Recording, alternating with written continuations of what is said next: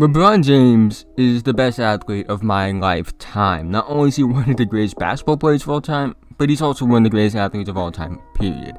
He's accomplished everything you want in a basketball career. MVPs, rings, finals MVPs, all-star teams, all-NBA teams, all-defensive teams, gold medals, game winners, everything. He's done it all. However, LeBron is also one of the most criticized athletes of all time, and today I want to talk about those criticisms because I do feel like a lot of them aren't really justified, especially the big ones that are used against him. This is a two-part series I'm doing about the many dumb arguments about LeBron James and Michael Jordan, who I believe are the two greatest basketball players of all time. Of course, this video is about LeBron, the second video will be about Michael Jordan, and I know this video series is very similar to Rusty Bucket's many dumb criticism series. Just to let you know, I did talk with him about it. He said it was okay if I did videos like this, so just know that everything's fine there. But let's talk about LeBron and why the arguments against him are just, well, stupid.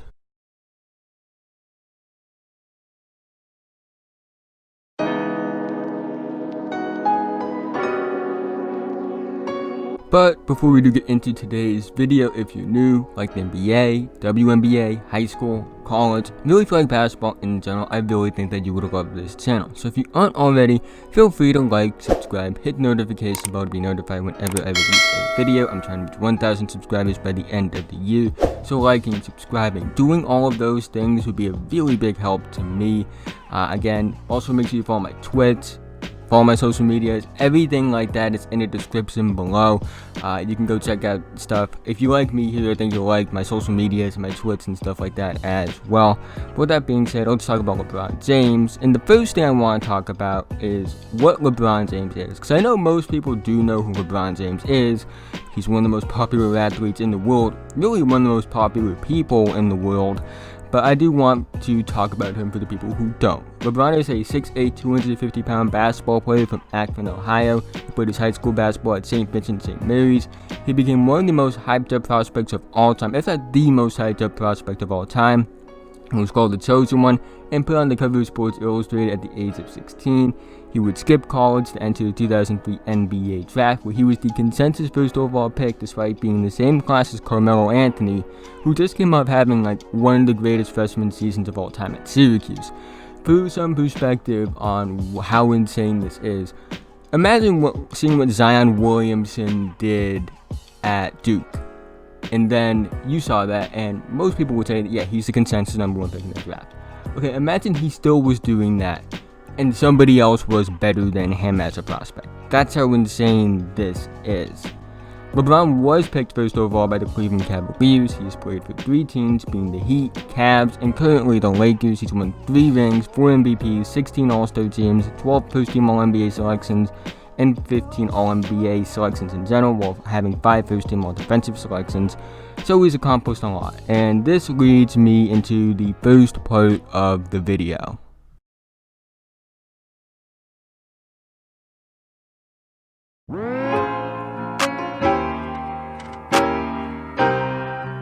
The first argument I want to bring up is the super team argument. If you don't know, LeBron James announced in the summer of 2010 on national TV that as a free agent, he was going to leave his hometown team of the Cleveland Cavaliers to join the Miami Heat and joining Wade and Boss.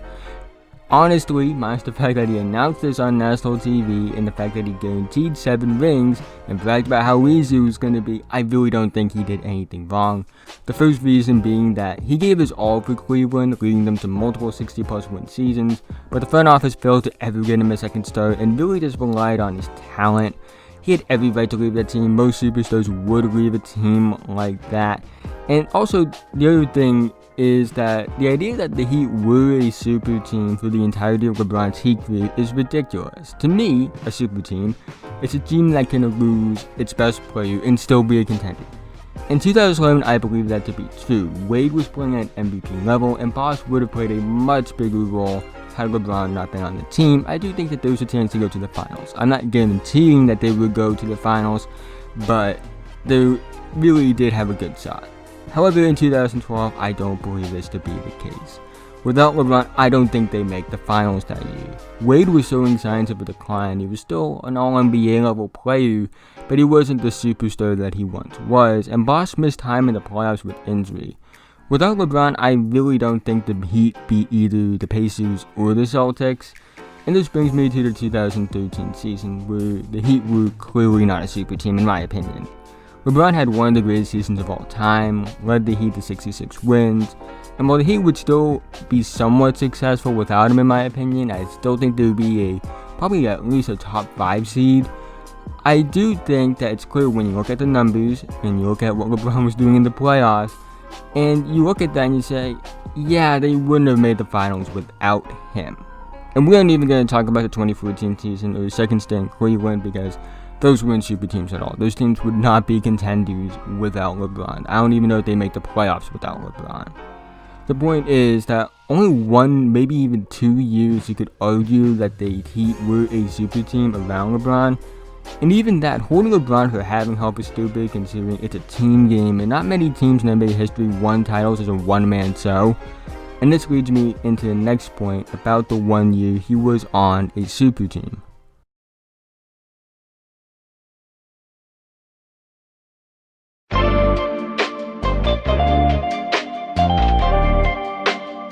As many of you may know, LeBron James had one of the worst series by a superstar ever, and this is regardless of whatever sport it is, in the 2011 NBA Finals. When you combine both teams, he wasn't even a top 4 scorer in that series, despite playing the most minutes out of anyone in that series.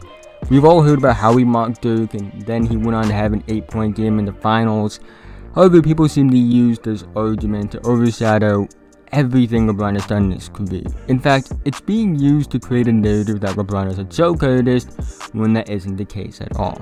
Yes, LeBron did choke in the 2011 NBA Finals. Yes, it is a stain on his legacy, and it won't go off his resume. It will never disappear. But it's also fuel for where he is now.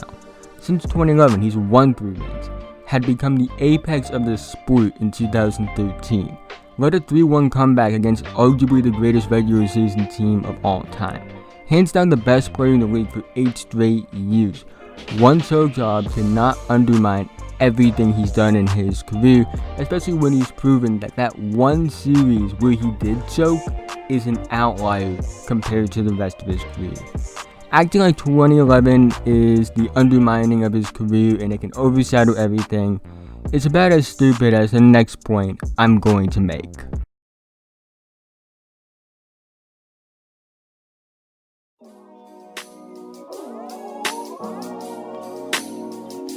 People use the fact that LeBron has a 3-for-6 finals record against him, and honestly it's ridiculous. The only finals he's lost that I believe you can use against him is 2011. Other than that, you really can't blame him for the finals record. In 2007, he was 22 years old and really had no one around him, and he was going up against a big 3 Spurs team that was really good. In 2014, Wade and Bosh were underperforming and playing injured. In 2015, Kyrie Irving and Kevin Love were out with injuries. And in 2017 and 2018, I don't know how you would expect any superstar to beat Golden State in those scenarios. So honestly, LeBron really shouldn't be held for a lot of his finals losses, especially considering a lot of them he was put in unfavorable situations. It's just ridiculous to me that people would use most of them against him. Also, people like to bring up how LeBron's legacy was saved by these 2 shots. Should the Spurs foul? Should Miami go for the 3 right away? Just attack the basket. James catches, puts up a 3. Won't go. Rebound Bosh. Back out to Allen. His 3-pointer. Bang! Tie game with 5 seconds remaining. Spurs do not have a timeout. Irving and Curry, one-on-one. Irving puts it up. It's good. Kyrie Irving from downtown. And the Cavaliers by 3. Yeah, I'm not saying that those shots aren't responsible for why those teams won the game. I'm also not on this idea that they saved LeBron's legacy, because to be quite honest with you, while those shots are responsible for winning the game, LeBron's responsible for why they're in that position in the first place. Without LeBron, Ray Allen wouldn't have been in position to hit that shot. Without LeBron, Kyrie Irving would not have been in position to hit that shot. And quite honestly, I believe it undermines how great LeBron was in those games. in the game where Ray Allen hit that shot, LeBron James had a 32-point triple-double. And in fact, he had one of the best finals game 7s I've ever seen in the next game when he had 37 points, 12 rebounds, 4 assists, 2 steals, shot 52% from the field, 50% from 3 while shooting 10 of them, and 100% from the line while taking 8 of them. It's one of the greatest finals performances ever, and it's not talked about because you want to know why people like to focus on the fact that Ray Allen hit a clutch 3-pointer to tie the game in the previous game. And honestly, I believe the same can be said about Kyrie Irving's shot as well. I do think that is a shot that also undermines how good LeBron was in that series. LeBron James was incredible in that 2016 series. Almost 30 points a game, 11 rebounds a game, and almost 9 assists per game on 49, 37, 72 shooting splits is absurd. And when you look at Game 7, he was really good as well, as he always is. He had a 27-point triple-double. To act like Kyrie Irving's shot saved his legacy when LeBron went out and performed is ridiculous to me. And that's the thing I really think about LeBron, is that people like to focus on one or two things and have it overshadow his entire career. Whether it be people quote-unquote saving his legacy, whether it be its finals record without the context of how he lost those finals, whether it be one choke job that is an outlier compared to the rest of his career, I really do think people just take one thing and just run with it. And quite honestly, this may come off as a controversial statement, but I truly do believe that MJ fans' hate towards LeBron is a lot worse than LeBron fans' hate towards MJ. And I think, because I'm saying this because people like to bring up how LeBron fans are annoying. And they are annoying, they're loud, they're I don't know how to explain it necessarily without being too mean about it. But to say the least, that sometimes they just don't know what they're talking about, they're biased, things like that, as most stands are. But I do think that when you look at them, I still think that most of them have Michael Jordan as either the second or third best player of all time. I just think that the MJ fans have a lot more hate towards LeBron, because honestly, I've seen a lot of MJ fans that don't even think LeBron James is one of the 10 best players of all time, which is ridiculous. He's one of the 2. I would argue he might even be the best. So, again, it's all just a lot of hate and animosity to LeBron. I think he's one of the most hated athletes of all time, personally, because of this, because he's accomplished everything you want, and people still criticize him, despite what he's done. Like, he can do something wrong and then make up for it, and people will still hold that one thing against him, like it hasn't changed, like when it has changed. That's the point I think I'm trying to make. I know this end part was a bit rambly, but I just want to get that out. But if you made it to this point in the video, thank you so much. Again, like, subscribe, comment, do whatever you need to do. I'm trying to reach 1,000 subscribers by the end of the year, and it would mean a lot to me. With that being said, have a nice day.